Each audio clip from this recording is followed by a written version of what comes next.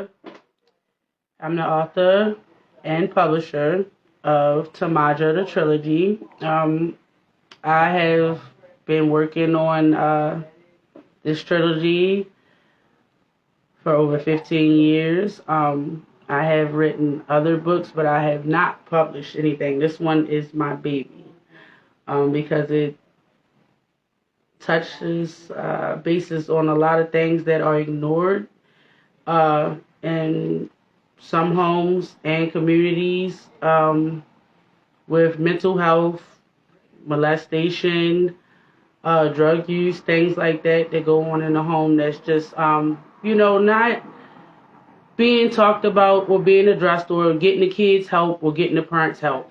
So I felt the need to get this out, to open some doors and some awareness to others, basically. But it doesn't stop there. I have plenty of books that will come out, but she needed to come out first.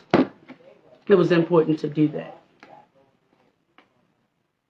Is there anything else you want Okay, so tell us a little bit more about your journey. What? Okay, so all of the book is based on true stories. It is based on my life and experiences that I've had throughout the years. It's kind of hard talking about it because it is very deep. And I think it needed to be not just on in a notebook or in my closet collecting dust. It needed to be printed to shed light. It was hard for me growing up, not because I didn't have a stable home, so I can't say that I went without because I did not go without. I did have everything that and more that a kid's a kid would want, but things were going on that were not addressed that led to other issues of growing up from the age of 4 to when I was able to speak about what was going on, and even after I was able to speak about what was going on, it wasn't addressed properly. And not having things addressed properly, not getting your child the right help, or not, stepping in and doing certain things, it does affect them when they do get children of their own or they're trying to find their way in life. And it can cripple them. And so you get a pattern of broken cycle moms or broken cycle families trying to raise a generation of kids that you have no, you only basically know that I'm supposed to provide for my child and I'm supposed to make sure that my house is clean because that's what I was taught. But it made me overprotective of my children. And it made me paranoid of everything. And that's not a good thing. Because then you get kids that rebel against being disciplined because they might feel as though you're disciplining them the wrong way. And I'm not a physical disciplined parent. I will if I have to, but I have never been big on putting my hands on my children. So I'm more so of a yeller because that's how the person who raised me went about things. She more so was, her voice could do something that could shut me down, and I knew not to do that, or I was just, her tone made me aware of I better not tread too heavy on things that I'm doing. But I wasn't a bad child. I didn't get bad grades. I didn't mess up in school. I just was like, when I get old enough to get away from here, I'm leaving because I wasn't protected. I wasn't getting the help. Even after my cousin found me at the age of 10, unresponsive, trying to commit suicide, nobody addressed the fact and said, okay, we're going to remove her from the situation and try to also get the person that is doing this maybe some help too, but not bring the child back to where they're being harmed, they're being molested, because you want to either save face, or you realize that you come from a family that has a certain name and you don't want things being, out. It does cripple situations. So like I said, this book, it brings awareness to mental illness, things of trying to raise your children when you are battling mental illness, because a lot of parents fall short and they don't accept the help, or they feel as though they don't need help. Oh, it makes them crazy. What makes you crazy is trying to stay in a situation or repeating a cycle of things and thinking that it's going to change. Somebody has to step outside the box. So I change names, I change addresses, I change streets, I change things to protect certain people with this book. But it is very deep and it's going to hit a lot of nerves, but it needs to be talked about, and it needs, to be in the community and worldwide if it does reach that platform. Because things like that, like I said, can become trouble when you're raising your children. My children say that I was, my older kids, they said that I fussed too much. I was overburned because of things that I expected from them. So I feel bad. Sometimes I beat myself up about it. But I also found ways to deal with that. You have to be a parent regardless of what your kid wants. You cannot let them run the streets. You cannot let them lay up in your home. It's not okay. You can be their friend. Being their friend means you can come to me and talk to me about anything. But it does not mean I allow you to control my home to keep you happy. And that's where my breaking point was with raising my children, because I wasn't raised that way.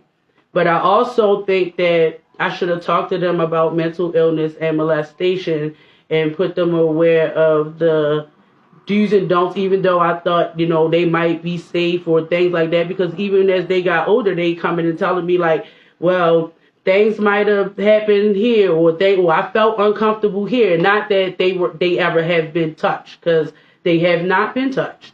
But they have let me know that they felt uncomfortable places. So, like I said, it's more important to bring these things ahead, and to shed light on certain things as far as living as a whole, black, white, whoever you are. It needs to be out there. Love on your children more.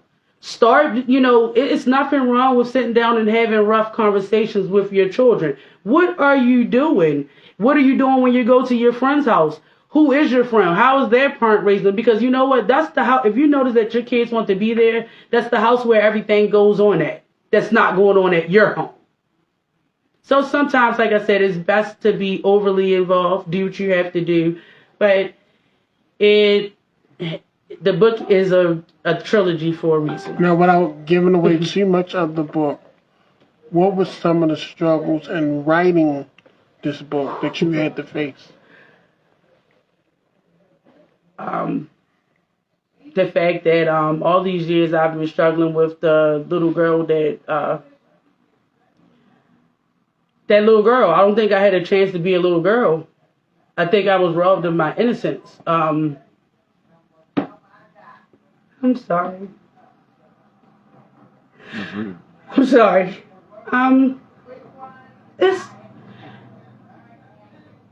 It's a battle to be like I said, it's a lot. So,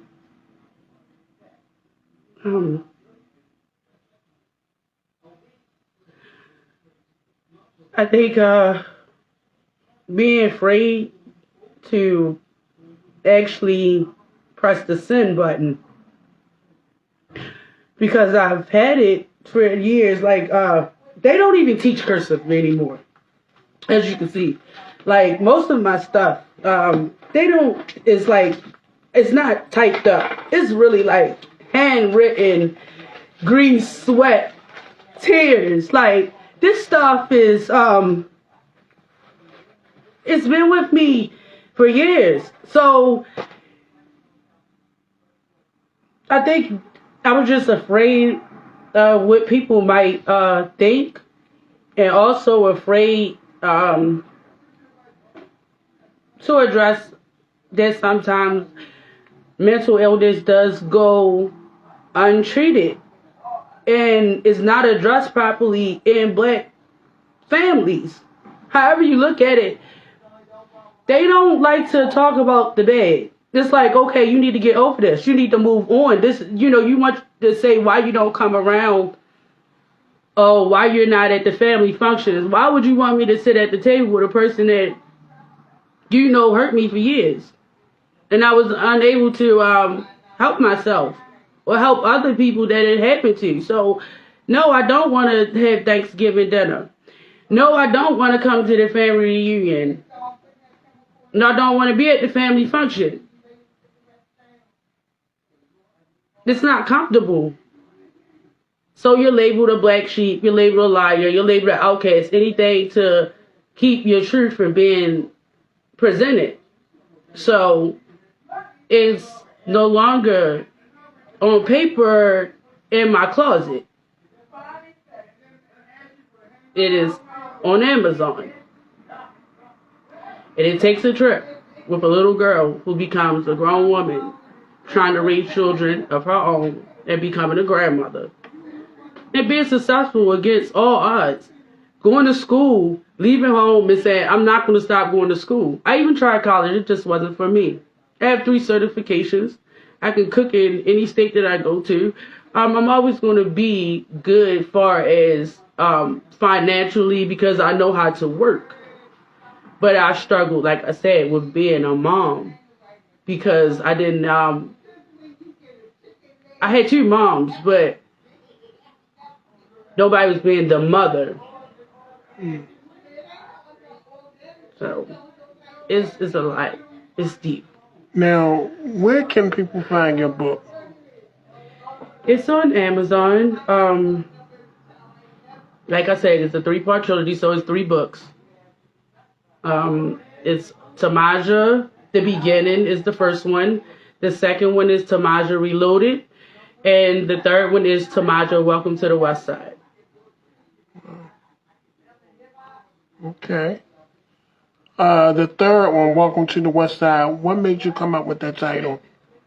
Because growing, not having a family, of people in the neighborhoods that I moved to adopted me and gave me family. They pushed me to go to school, take care of your kids, do what you have to do to still, even though you don't have your family, we gonna be your family. So Gilmore, Park Heights, I thank you guys for stepping in. I did do dedications in each book, so you will see some of your names there and some of your communities.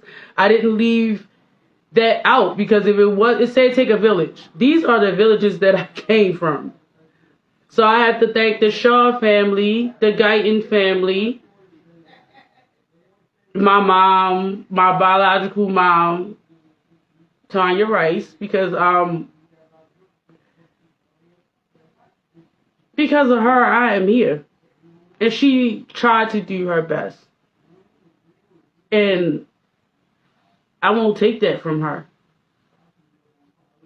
She thought that she was doing the best, and I'm going to love on her.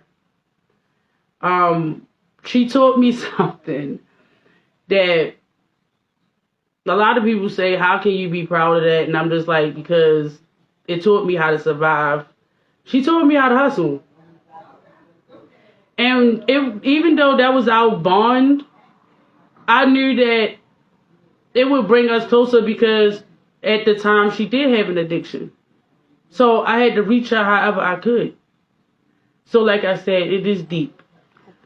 And it's available on Amazon. Right. Well, Sid, thank you for coming on, sharing your story with the Baltimore Buzz. Yes, Everybody thanks Baltimore give her a Buzz for round of having applause. me. Thanks, guys. And we'll be right back. Keep rolling.